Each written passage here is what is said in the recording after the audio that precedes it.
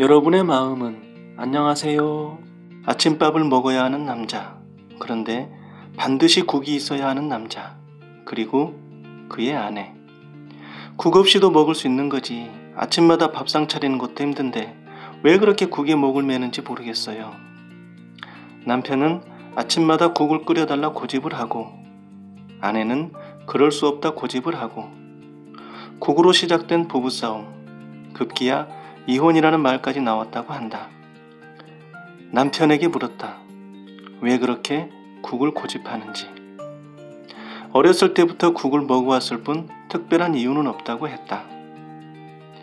왜 국에 집착하는 것일까? 그리고 그 집착은 언제부터였을까?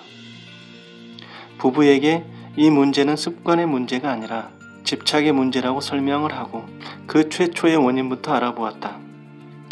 남편에게는 자신도 모르는 트라우마가 있었다.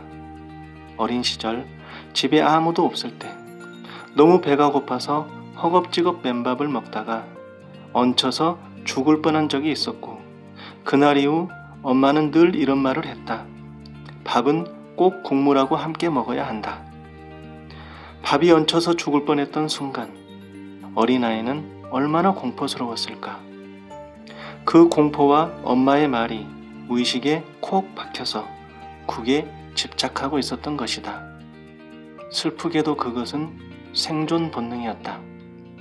그저 고지식한 습관인 줄만 알았는데 그 이면엔 어린 시절의 상처가 있었고 그것이 살기 위한 본능의 선택이었다니.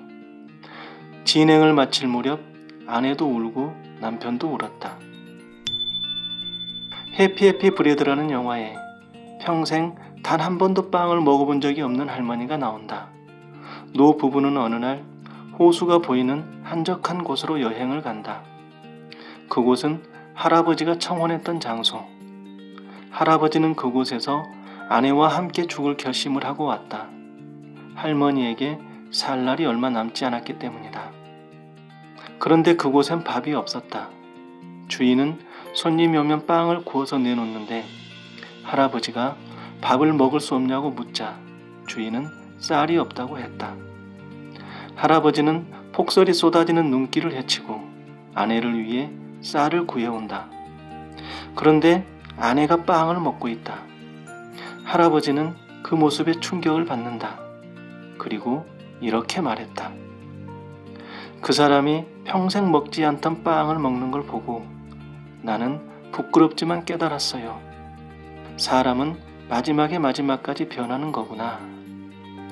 평생 밥만 고집했던 할머니는 빵을 먹으면서 아, 빵이 참 맛있구나 라고 말을 하는데 이게 바로 변화를 하면 얻을 수 있는 혜택이다.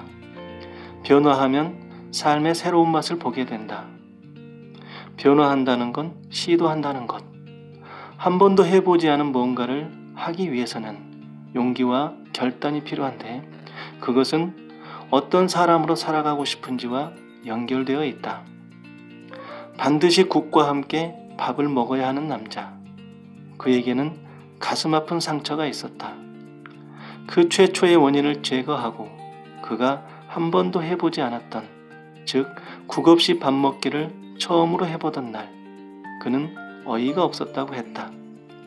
국 없이 밥 먹으면 큰일이라도 날 것처럼 평생 국을 고집하며 살아왔는데 막상 국 없이 먹어보니 별게 아니었기 때문이다. 변화를 위한 자기사랑 심리훈련. 첫 번째, 끝내 변화하지 못한 사람의 인생이란 주제로 10분 생각해보기. 끝내 변화하지 못한 사람은 어떤 인생을 살게 될까요? 두 번째, 변화를 선택한 나란 주제로 10분 생각해보기. 변화를 선택하고 실제로 변화하면 얼마나 멋진 일이 생길까요? 위 두 가지에 대해 생각해보세요. 글로 써보면 더 좋습니다.